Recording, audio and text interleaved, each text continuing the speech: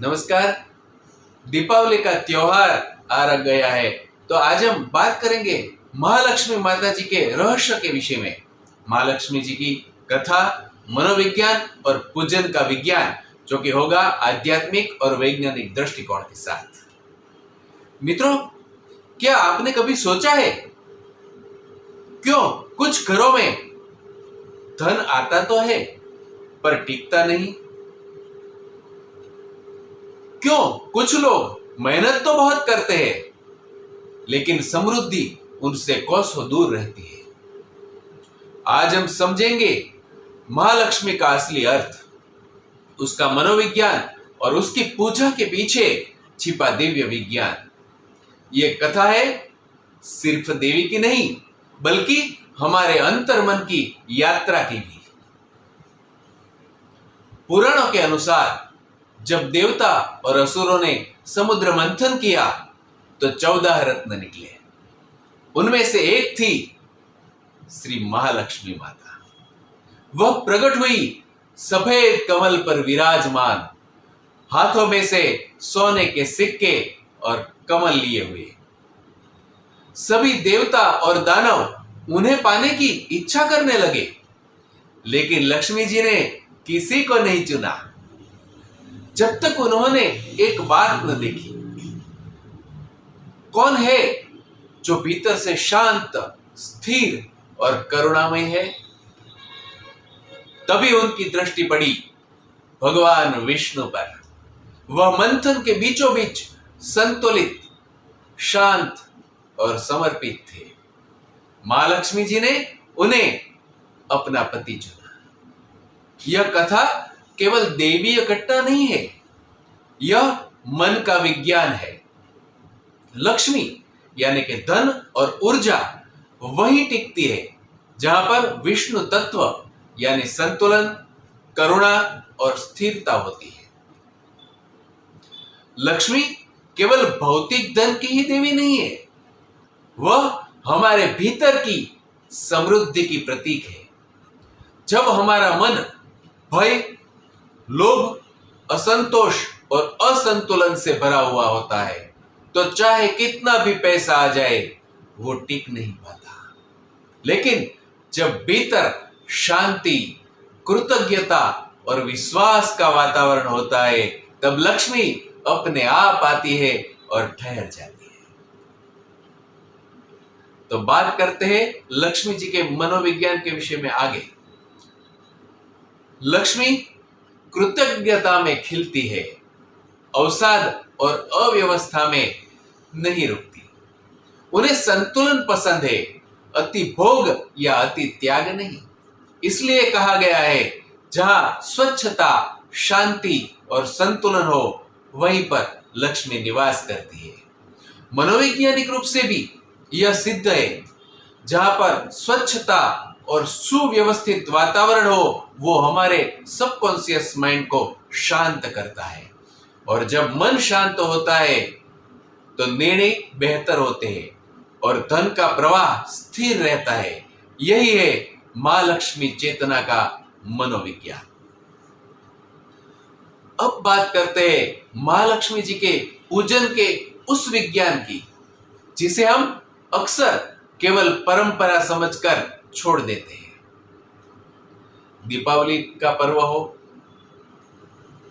या फिर हर शुक्रवार के दिन आप महालक्ष्मी जी की पूजा कर सकते हैं। इतना ही नहीं, आप दैनिक जीवन में भी महालक्ष्मी जी का पूजन कर सके ऐसी एक संक्षिप्त साधारण विधि आपको बताता हूं जो एकदम सरल है और कर सकते हैं आप कुछ ही समय में। मित्रों, पूजन विधि में सबसे पहले स्नान करने के बाद शांत मन से पूर्व दिशा की ओर बैठे। एक लाल वस्त्र बिछाए और उसके ऊपर महालक्ष्मी जी का चित्र या प्रतिमा का स्थापन कीजिए। गंगा जल या शुद्ध जल से शुद्धिकरण कीजिए। दीपक जलाए, एक घी का और एक तेल का। कमल, लाल फूल, पान, सुपारी और मिठाई अर्पण कीजिए और फिर मंत्र जाप करें। ओम श्रीं ह्रीं क्लीं महालक्ष्मी नमः। यह मंत्र कम से कम 108 बार पाठ करना है और अंत में श्री सूक्त या महालक्ष्मी अष्टक का पाठ करें। अगर आपको आरती पसंद है, आपको आरती के प्रति भाव है, तो आप महालक्ष्मी जी की आरती भी कर सकते हैं और उसके साथ आप पूर्णाहुति कर सकते हैं। मित्रों, अगर वैज्ञानिक दृष्टि से देखें तो दीपक का प्रकाश हमारे पिनियल ग्लैंड को सक्रिय करता है, जिससे ध्यान और पॉजिटिविटी बढ़ती है।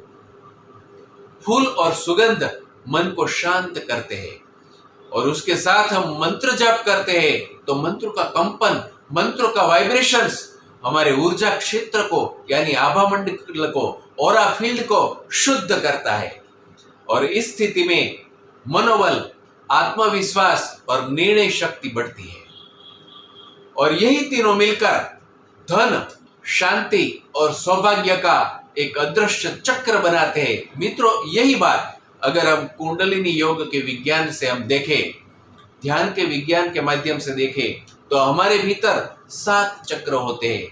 उनमें से नाभि चक्र यानी मणिपुर चक्र है, जो स्थान है लक्ष्मी तत्व का। उसका कलर पीला है, गोल्डन येलो, और ये लक्ष्मी तत्व जागृत होने पर लक्ष्मी तत्व आकर्षित होता है। भीतर की लक्ष्मी जागृत होने पर बाहर की लक्ष्मी भी आकर्षित होती है और ये लक्ष्मी 8 प्रकार की है। आदि लक्ष्मी तो है ही, लेकिन धन रूपी लक्ष्मी, धान्य रूपी लक्ष्मी, संतान रूपी लक्ष्मी, वैभव रूपी लक्ष्मी, वीरता रूपी लक्ष्मी, विद्या रूपी लक्ष्मी, विजय रूपी लक्ष्मी, तो अलग अलग प्रकार है। सभी प्रकार की लक्ष्मी हमारे प्रति आकर्षित होती है अगर हमारे भीतर का लक्ष्मी तत्व जागृत हो जाए। लेकिन उसे टिकने के लिए, स्थिर होने के लिए नारायण की कृपा आवश्यक है और इसलिए हमारे भीतर नारायण का जो अंश है वो हमारे भीतर स्थित है और उसका ध्यान हमें करना है सहस्त्रार में।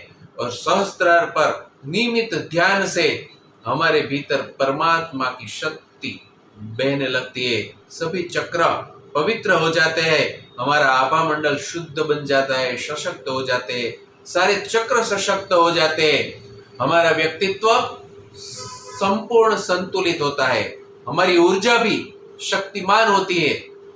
तो जब हम संतुलित व्यक्तित्व के साथ, संपूर्ण ऊर्जा के साथ संतुलित रहकर कार्य करते हैं तो वो सफलता प्रदान करता है और वो सफलता सभी प्रकार की लक्ष्मी लेके आती है। वो सिर्फ धन लक्ष्मी ही नहीं, भाग्य लक्ष्मी भी, सौभाग्य लक्ष्मी भी, विजय लक्ष्मी भी, सभी प्रकार की।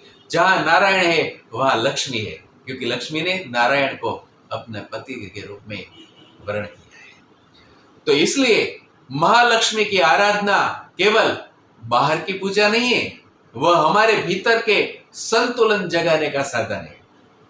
अगर जीवन में धन नहीं टिकता तो लक्ष्मी को मत दोष दो, अपने भीतर की अव्यवस्था को देखो, घर में सफाई करो, स्वच्छता रखो, साथ में मन में स्वच्छता के साथ कृतज्ञता भरो और कर्म में निष्काम कर्मयोग के साथ समर्पण लाओ। लक्ष्मी अपने आप आएगी, क्योंकि वहां पर नारायण होंगे और जहां पर नारायण है वहीं पर लक्ष्मी। क्योंकि महालक्ष्मी कर्म की नहीं, चेतना की पुत्री है। जहां प्रेम, संतुलन और श्रद्धा है वहां वह सदा वास करती है। तो आज से लक्ष्मी जी की पूजा केवल थाली और दीपक से नहीं, लेकिन मन और भावना से कीजिए। याद रखिए, समृद्धि बाहर से नहीं आती, वह भीतर से खिलती है। जय श्री महालक्ष्मी माता, जय श्री हरि, नमो नारायण। अगर आपको यह वीडियो पसंद आया तो जरूर से आप लाइक करें, शेयर कीजिए और चैनल को सब्सक्राइब कीजिए और ऐसे ही आने अगले वीडियो आपको नोटिफिकेशन मिले, इसलिए कृपया बेल आइकॉन भी प्रेस कीजिए। बहुत बहुत धन्यवाद। नमस्कार।